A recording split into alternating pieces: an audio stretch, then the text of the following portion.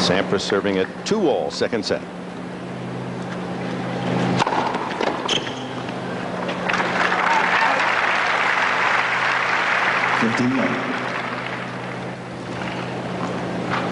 What's also great about this matchup as we look at Jim Courier, recently retired. Received a nice honor award. They gave him a painting, a photograph before the matches today. Big round of applause from the crowd, appreciating a man who could play it tough this game. He played you hard. Yeah, that's putting it mildly.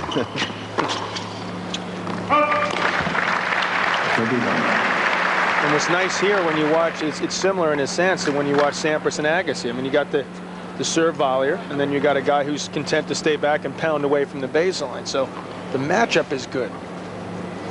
With Andre falling away in the second round, unfortunately. We all wish him well, by the way.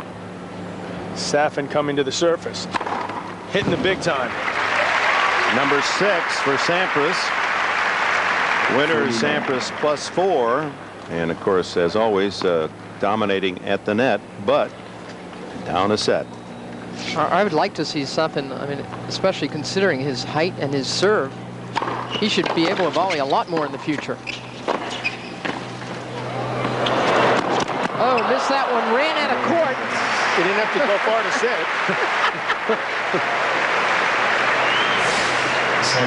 it. STA National Tennis Center as Marat Safin serves up an ace at 2-3 in the second set. Ace number 7.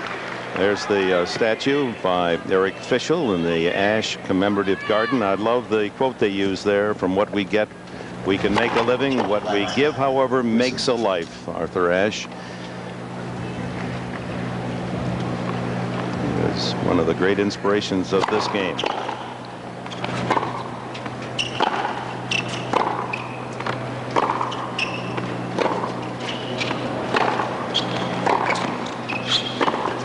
Eric wanted to give that statue a timeless quality, and I think it is Rodin-like. Don't you think, Dick? You ever been in the Rodin Gardens in Paris? Isn't that great? One of the great museums, and as a lot of folks are confused, they think it should look like Arthur and it should have clothes on, but that isn't the idea. It's symbolic of the spirit of Arthur Ashe. And men's and women's. Yeah, it's not just supposed to be a man.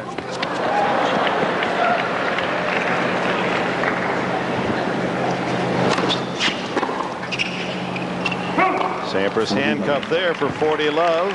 Former President Jimmy Carter and his wife Rosalind enjoying the action. Of course, he used that tennis court at the White House. Was perhaps more involved with tennis than any of our presidents. And another ace from Marat Safin. A very quick game. 3-all. Well, tonight on 60 Minutes, is the Texas way, George Bush's way, the best way to test school children before promoting them to the next grade? Find out tonight on 60 Minutes. Pete Sampras has never won inside this stadium, never won a championship. The last time he won the Open was Louis Armstrong Stadium in '96.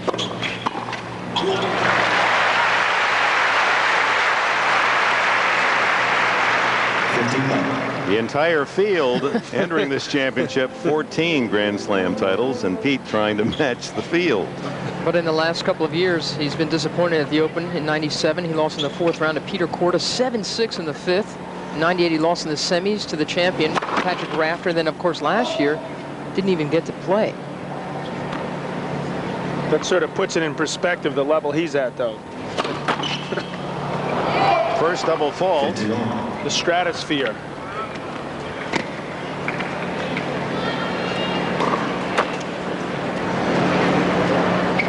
And so far, his young opponent, who shows some moments, high moments or low moments of emotion, very much together. Oh, he was asked about why he's so much more in control this week, and he says he's tired.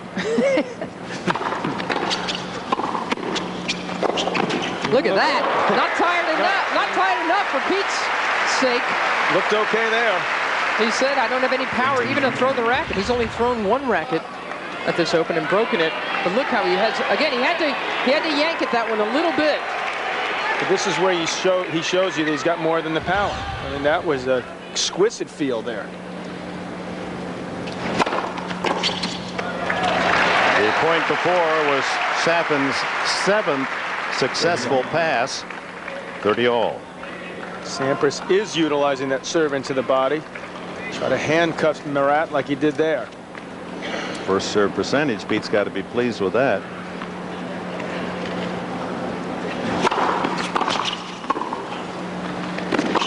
Oh, boy. He held it. Sampras had a lean to the cross court. That's where it had just come, and then he flipped it up the line. I'm a great fan, John, of one-handed backhands. It's my favorite shot, but a two-handed guy gets to do this. Gets to hold it a fraction of a moment longer, and then snap it down the line or cross court or flip over a lob. A great advantage to a two-handed game. Now a second serve on break point against Sampras, and a chance for Safin to take the lead in this second set.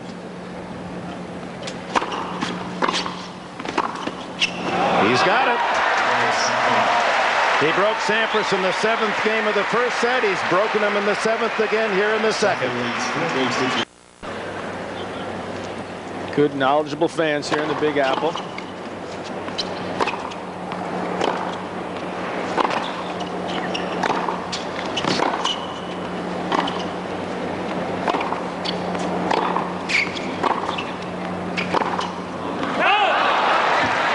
Sampras, when he's tried to roll over that backhand, just has not been able to get it in the court. There's no comparisons with backhand so far this match. Safin's been outstanding. Pete's been up and down and struggling with that one when he tries to come over it.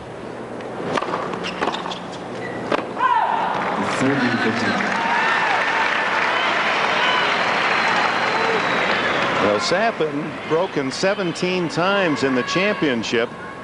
And Sampras hasn't had one single break point against his serve today. So he has saved his best for the championship thus far.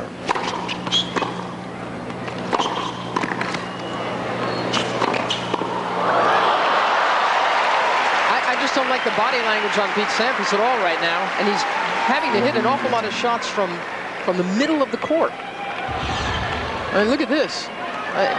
Just reacting at this point, not really dictating the points at all against the young Russian player. Point away from a 5-3 lead, and Safin disagrees with the fault call. That's when the lineman said, look, I didn't even see it. I just too good. Play a let.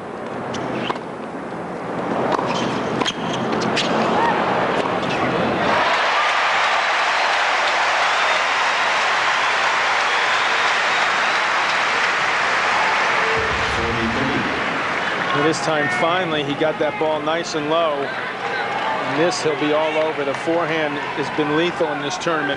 He's had some time. Safin still has a point to go up 5-3.